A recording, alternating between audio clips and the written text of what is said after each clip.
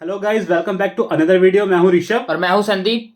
तो आज की वीडियो का टाइटल है पाकिस्तान में इंडियंस की खातिरदारी कैसे होती है। तो हमने तो कभी देखा नहीं है कैसी होती है, तो इस वीडियो के जरिए देखते हैं। वीडियो में आप बने रहिए, चैनल को सब्सक्राइब जरूर करें अगर आप चैनल पर नए हैं। तो हम आपसे मिलते हैं वीडियो के एंड में। सो काउंटडाउन करते हैं 3, 2, 1, लेट्स स्टार्ट। हेलो फ्रेंड्स, मैं हूं गौरव और अपने देश के लिए जान तक कुर्बान कर देने वाले कमांडर अभिनंदन की पाकिस्तान की सरजमीन पर इस कदर तौहीन की गई थी कि भारत के हर एक वासी की रूह तड़प गई थी। लेकिन हैरान करने वाली बात तो यह है कि 196 कंट्रीज के साथ इंडिया पाकिस्तान के साइन किए हुए एक ट्रीटी के मुताबिक पाकिस्तान भारत के कमांडो को हाथ तक नहीं लगा सकता। अच्छा, तभी छोड़ दिया था। पाकिस्तान ने तो बिना सबूत के भारत से गलती से पाकिस्तान पहुंच जाने वाले किसान सरबजीत सिंह तक को नहीं छोड़ा। भारत का करवाने वाला टेररिस्ट का टैग उस पर चिपकाया और उसे 23 इयर्स तक कैद रखने के बाद 23 इयर्स छोड़ा भी नहीं। मूवी तो बनती सरबजीत, इसमें रणदीप हुड्डा था, ऐश्वर्या राय थी। भारत लौटे डैनियल मसीह के मुताबिक पाकिस्तानियों के रोंगटे खड़े कर देने वाले जुल्म की वजह से जिस गोरा जेल में डैनियल कैद थे, वहां के 150 कैदियों में से दर्जन भर कैदी पागल हो चुके थे। इतना सब हो रहा है और हमारी गवर्नमेंट इनके लिए कुछ नहीं कर रही है। क्या हमारी सरकार बस हाथ पर हाथ धरे बैठी है? और अगर बैठी है तो हम इन लोगों को बचाने के लिए क्या कर सकते हैं? चलिए फ्रेंड्स, जानते हैं ये आज के हमारे इस वंडरफुल वीडियो में, जिसका टाइटल है how Pakistani army and people treat an Indian और what happens to Indians when they enter Pakistan. तो शुरुआत करते हैं। अगर कोई आर्मी ऑफिसर जैसे कमांडर अभिनंदन वर्धमान पाकिस्तान पहुंचते हैं तो क्या होगा? जैसे मैंने बताया, पाकिस्तान उन पर लीगली हाथ नहीं उठा सकता क्योंकि जेनीवा कन्वेंशंस 1949 पर साइन करने वाले दुनिया के करीबन 200 देशों में से इंडिया पाकिस्तान का नाम भी शामिल था, जिन्होंने सन 1950 और 1951 में इस पर साइन किया था। और अगर आप सोच रहे हो कि ये जेनीवा कन्वेंशन क्या है, तो मैं आपको थोड़ी सी क्लैरिटी देता हूँ। ये एक ऐसा इंटरनेशनल ह्यूमैनिटेरियन लॉ या फिर लॉ ऑफ वॉर है जो इंटरनेशनल कॉन्फ्लिक्ट के समय जिस भी देश ने इसे साइन किया होता है उस पर अप्लाई होता है, जिसमें वॉर के दौरान अलग अलग सिचुएशंस में सिविलियन से लेकर मिलिटेंट को कौन से राइट्स मिलते हैं, उन्हें किस तरह प्रोटेक्ट किया जाता है, उसके आर्टिकल्स की लंबी लिस्ट है। तो अब इस जेनीवा कन्वेंशन के आर्टिकल 2 और थर्ड जेनीवा कन्वेंशन के आर्टिकल 4A1 के मुताबिक अभिनंदन एक प्रिजनर ऑफ वॉर थे और इसीलिए वॉर खत्म होने के तुरंत बाद पाकिस्तान को थर्ड जेनीवा कन्वेंशन आर्टिकल 118 के मुताबिक उन्हें इंडिया तो भेजना ही था, लेकिन थर्ड जेनीवा कन्वेंशन के आर्टिकल 13, 15, 16 और 17 के मुताबिक उन्हें वायलेंस और पब्लिक क्यूरियोसिटी से प्रोटेक्शन, इमीडिएट मेडिकल ट्रीटमेंट और इक्वल ट्रीटमेंट के साथ उनसे रेजिमेंटल, पर्सनल और सीरियल नंबर की इंफॉर्मेशन लेने का हक था। और अगर वो ना कहते हैं तो भी उन्हें फिजिकली और मेंटली टॉर्चर नहीं करना चाहिए, क्योंकि सामने चाहे आपके देश का दुश्मन ही क्यों ना खड़ा हो, हर एक इंसान को फिजिकल और मेंटल टॉर्चर से ना गुजरने की राइट है। और वो बात अलग है कि हम जैसे कॉमन इंसानों की लाइफ में फाइनेंशियल इश्यूज के कारण काफी सारे लोगों को मेंटल टॉर्चर से गुजरना पड़ता है, क्योंकि आज ट्रेडिंग करके वैल्यूएबल क्रिप्टो करेंसीज में घर बैठे बहुत से लोग अच्छी खासी इनकम कमा रहे हैं। उसके लिए आपको बस एक इजी सा क्रिप्टो करेंसी प्लेटफॉर्म चाहिए होता है जो यूज करने में एकदम सिंपल हो, और इसके लिए बेस्ट प्लेटफॉर्म है इंडिया का सबसे बड़ा क्रिप्टो करेंसी एक्सचेंज प्लेटफॉर्म है। इसमें केवाईसी होता है, यानी कि अगर आप ट्रेडिंग भी करोगे तो आपको पूरी जेन्युइन पार्टी से मिलेगी जिसका पूरा तो बहुत टाइम चल रहा है। इसके अलावा इस ऐप में 100 से भी ज्यादा क्रिप्टो करेंसीज है, जैसे बिटकॉइन और इथेरियम, और इसे यूज करना इतना इजी है जैसे आप ऑनलाइन शॉपिंग करते हो। अगर आपके पैसे की वैल्यू बढ़ जाती है, आप ट्रेडिंग में प्रॉफिट कमाते हो, तो आप उसे इंस्टेंटली 24 आवर्स के अंदर विथड्रॉ कर सकते हो विद फुल प्रॉफिट। और सबसे मजे की बात तो ये है कि इसमें आपको एक पूरा क्रिप्टो करेंसी खरीदने की जरूरत नहीं है, इसमें आप 100 रुपए से भी इन्वेस्टिंग स्टार्ट कर सकते हो। इनफैक्ट अगर नीचे डिस्क्रिप्शन लिंक पे आप क्लिक करोगे ना, तो आपको 50 रुपीज वर्थ ऑफ बिटकॉइन तो ऐसे ही फ्री मिलता है, जिसे इन्वेस्ट करके आप क्रिप्टो करेंसी में रिसर्च करना शुरू कर सकते हो, आप ट्रेडिंग भी सीखना स्टार्ट कर सकते हो, और जैसे जैसे आपका स्किल बढ़ते जाएगा आपकी प्रॉफिटेबिलिटी भी बढ़ती जाएगी। ये काफी अच्छा स्किल हो सकता है जो आपको घर पे बैठे अच्छा पैसा कमाने में हेल्प कर सकता है, बट इसमें रिसर्च इन्वॉल्व होता है। आप किसी भी क्रिप्टो करेंसी में पैसे नहीं लगाओ, आप पहले खुद रिसर्च करो, जैसे आप कंपनी पे रिसर्च करते हो जब आप उनके स्टॉक्स पे इन्वेस्ट करते हो कि उस क्रिप्टो करेंसी के पीछे टेक्नोलॉजी टेक्नोलॉजी क्या है, उसका फ्यूचर क्या है, आगे भविष्य में उस टेक्नोलॉजी को कितना यूज किया जाएगा, so on and so fourth. और इस तरीके से आप भी फ्यूचर में इन्वेस्ट कर पाओगे और मेक श्योर कर पाओगे आपके पैसे की वैल्यू और भी ज्यादा बढ़ रही है समय के हिसाब से। So click on the link in the description and start investing with CoinSwitch Kuber. Now बेहतर की बात करते हुए इंडिया और पाकिस्तान के रिलेशंस के बीच थर्ड जेनीवा कन्वेंशन के आर्टिकल की बात करूं तो इनके होने के बावजूद पाकिस्तान में पहले तो लोगों ने उनका ये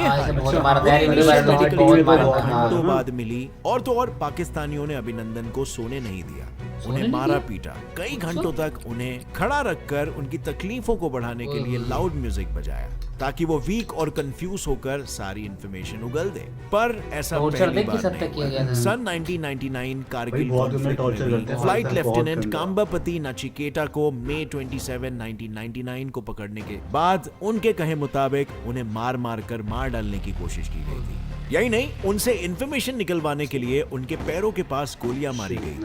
हालांकि पाकिस्तान इस बार कमांडर अभिनंदन को इस तरह नुकसान नहीं पहुंचाया क्योंकि इंडिया ही नहीं, पाकिस्तान पर यूएस, यूके, सऊदी अरेबिया जैसे देशों का भी जोर था, जिन्होंने इंडिया पाकिस्तान की तरह दबाव था अमेरिका का सबसे बड़ा यार। तभी तो पाकिस्तान ने कमांडर अभिनंदन को 3 दिन के अंदर।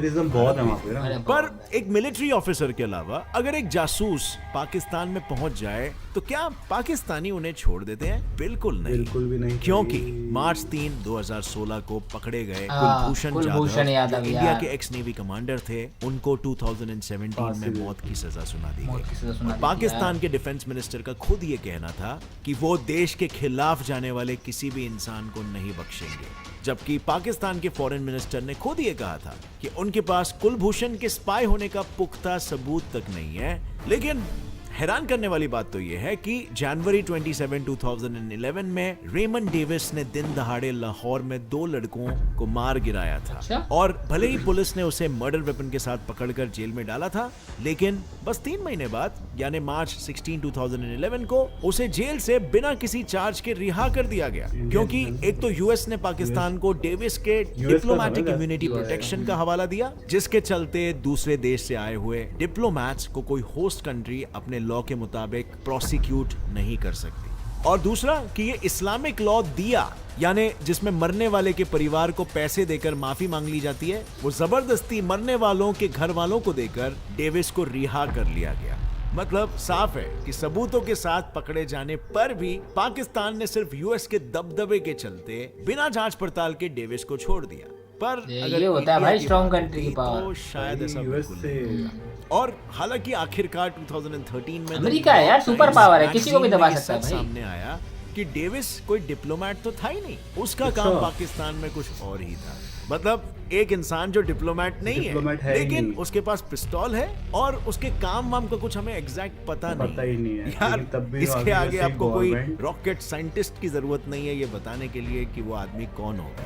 और अगर आप ये सोच रहे हो कि जैसे यूएस ने पाकिस्तान को डेविस के डिप्लोमेट इम्यूनिटी प्रोटेक्शन का हवाला दिया था, वैसे इंडिया ने कुलभूषण के साथ क्यों नहीं किया, तो ये बता दूं कि इंडिया ने पहले ही ये स्टेटमेंट दे दिया था। ये हारिस साल्वे सबसे बड़े वकील इंडिया के और उन्हें ईरान से किडनैप करा गया था। और दूसरी बात यह है कि स्पाई होने के बावजूद डेविस को स्पाइंग के चार्जेस में नहीं, जो हारिस साल्वे थे ना इंडिया के सबसे बड़े वकील, उन्होंने इसका कुलभूषण का केस लड़ने के लिए सिर्फ 1 रुपया लिया था। इसको किसी तरह की डिप्लोमेटिक सिर्फ 1 रुपया फीस। हालांकि सन 1899 आर्टिकल 30 और जो पाकिस्तान के जो वकील थे वो यूके में रहते थे, उन्होंने करीब 11-12 करोड़ रुपए दिए थे इसको लड़ने के लिए।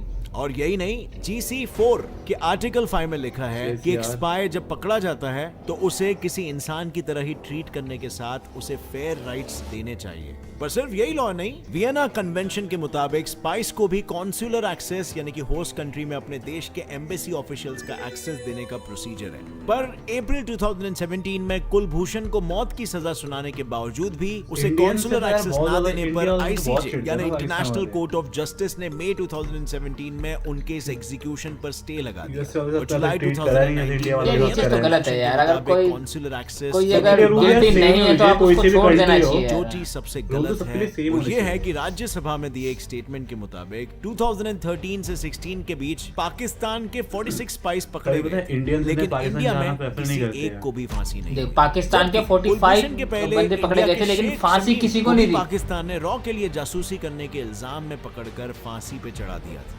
और ऐसा कहा जाता है कि उन्होंने शमीम को जासूसी करते हुए रंगे हाथों पकड़ा था। अब अगर आप ये सोच रहे हो कि पाकिस्तान में सिर्फ मिलिट्री और स्पाइस के साथ ही ऐसा सलूक किया जाता है, तो आप गलत हो, क्योंकि एक आम इंसान के पाकिस्तान में घुसने के बाद भी उसकी जिंदगी नॉर्मल नरक पीपल से जो आम इंसान के साथ भी ऐसा मतलब होता है। आप खुद ही सोचो, क्या एक इंसान को इस कदर फिजिकली और मेंटली टॉर्चर करना सही Oh है my कि वो God. इंसान दुनिया की बातें तो जाने दो पर अपना ही नाम भूल जाए? इम्पॉसिबल लगता है ना? पर ऐसा क्यों पाकिस्तान करते में हैं ये? गलती से घुसने की ये सजा बेरहम। उत्तर प्रदेश के यशपाल को ऐसी मिली कि अंधेरे कमरे में बंद रखने से लेकर उसे नाक से पानी पिलाने और इलेक्ट्रिक शॉक देने तक कई ऐसे टॉर्चर कैसे सहने कर पड़े लेते थे। हैं? तरस भी नहीं उनका आता नाम यार, पूछने ह्यूमैनिटी पर पे भी कम से कम जल्लाद सोचा करो होते हैं यार। क्या? पाकिस्तान बोल रहे थे।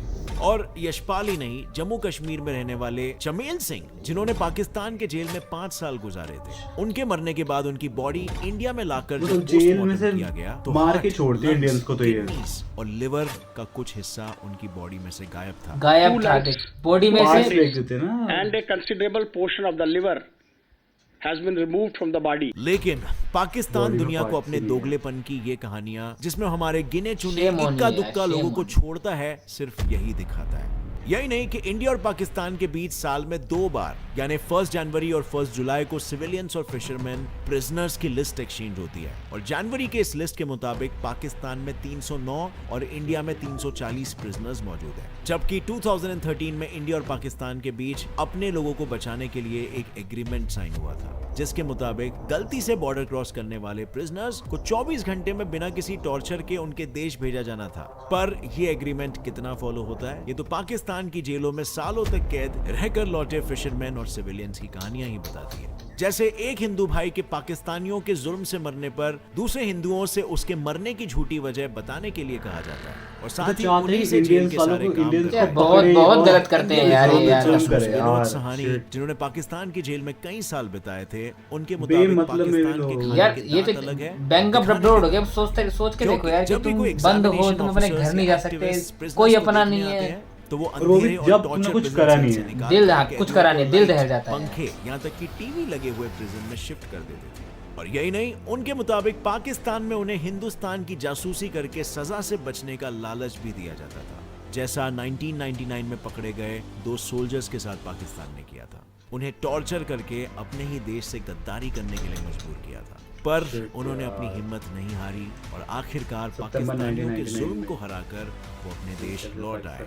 सुन के तो तो बड़ा अच्छा लगा, इसका वापिस तो क्या आए। कोई इलाज है? क्योंकि जैसा मैंने बताया, इंडिया के पीस एक्टिविस्ट जतिन देसाई के रिपोर्ट के मुताबिक इंडिया के ज्यादातर फिशरमैन यानी सिविलियंस को पाकिस्तान की जेल में 3 साल से भी ज्यादा गुजारने पड़ते हैं। पर वहीं अगर हम यूएस और कनाडा की बात करें, जो इंडिया पाकिस्तान की तरह बॉर्डर शेयर करते हैं, तो वहां 2018 में फ्रांस से अपनी मां से मिलने आए सिडेला रोमन एक दिन गलती से सुबह जॉगिंग करते करते बॉर्डर के पार चली गई और यूएस फोर्स ने उसे पकड़ लिया था। हालांकि उन्होंने सिर्फ 2 हफ्तों में सिडेला की आइडेंटिटी वेरीफाई करके और इमिग्रेशन ऑफिसर्स से मिलने के बाद सिडेला को उसकी कंट्री में जाने का मौका दिया। It was as simple as that. तो इंडिया पाकिस्तान के बीच बॉर्डर क्रॉस होने के पीछे लगने वाले महीनों और सालों के वेरिफिकेशन प्रोसेस में इतना टाइम क्यों जा रहा है? क्या इंडिया भी यूएस कनाडा की तरह इस प्रोसेस को फास्ट नहीं कर सकती? अगर इंडिया को इस प्रॉब्लम से निकलना है तो इंडिया को 3 चीजें करनी होगी। सबसे पहली चीज यह है कि इंडिया और पाकिस्तान जो एक दूसरे पर प्रिजनर्स की इंफॉर्मेशन ना भेजने और ना मिलने के बहाने बनाते हैं, उन्हें बंद करना होगा। हमें पता लगाना होगा कि इस प्रॉब्लम की जड़ कहां पर है। क्या सच में पाकिस्तान हमारे कैदियों की इंफॉर्मेशन हम तक भेजता है या नहीं, या फिर कहीं हमारे ही सिस्टम में कोई गड़बड़ तो नहीं जिसकी सजा हमारे देशवासी पाकिस्तान में काट रहे हैं। दूसरी चीज ये है कि हमें सिर्फ प्रिजनर्स की लिस्ट ही शेयर नहीं करनी होगी, पर इन प्रिजनर्स को देश में लाने के लिए ऐसे डायरेक्ट लॉज बनाने होंगे जिनसे सिविलियंस जल्द से जल्द अपने घर आ सके। और तीसरी और सबसे जरूरी चीज ये होगी कि जो भी कमेटी लॉ या एग्रीमेंट बने उसे फॉलो करना हो, ना कि 2007 में दोनों देशों के वो बना दो, उसके बाद prisoners फॉलो ना करो, ये जुडिशियल बहुत कमेटी की तरह उसे भाई तो भूलना law होगा बनेगा जो ना, एक 2013 से बंद जो follow है। नहीं साथ करेगा ही उस पे 2008 action में लिया इंडिया जाएगा। पाकिस्तान के बीच साइन किए गए एग्रीमेंट, जिसके मुताबिक दोनों ही सिविलियन यार, प्रिजनर्स कहाँ ही को हो पाता है, गिरफ्तार कहाँ के ही होता 3 है महीने ये। के अंदर कॉन्सुलेट जिस एक्सेस चीज़ में देने वाले थे, गवर्नमेंट उसे बेनिफिट वगैरह है, सिर्फ वो तो- एग्रीमेंट में ही दबाए नहीं रखना तो वहाँ की तो होगा, गवर्नमेंट बल्कि रियल में वैसे ही प्रैक्टिस भी पाकिस्तान करना की। होगा। लेकिन आपको क्या लगता है कब्जे में। फ्रेंड्स, अगर इंडिया ऐसा करने में कामयाब होती है तो क्या हमारे देश के वासियों को सालों तक पाकिस्तान के कसम जुल्म से यार उनके रोंगटे ऐसे खड़े हो जाता है जब ऐसी कोई वीडियो क्या अब वायरल तक होती है ना कि भारत कोई के इंडियंस बेटों के पाकिस्तान बहे के खून की प्रिजन में फंस कुर्बानी गया या पूरी हो पाएगी बहुत या दुख उनकी होता है। शहीदी यूं ही बेकार हो जाएगी? भाई आप बहुत अपना ज्यादा। जवाब मुझे नीचे कमेंट सेक्शन में दे सकते हो। ये और अगर लड़ाई कब वीडियो से खत्म कुछ हुई भी यार? नया सीखने पता मिला तो नहीं। एक लाइक जरूर ठोकना। Gets it fly fact channel को भी 70 सब्सक्राइब सालों कर से लो और तो बेल चल नोटिफिकेशन ही दबा रहा है। दो ताकि आगे आने वाली हमारी कोई भी वीडियो की अपडेट आप मिस ना कर सको। With that said friends, as always stay curious, keep learning and keep growing. जय हिंद। जय हिंद।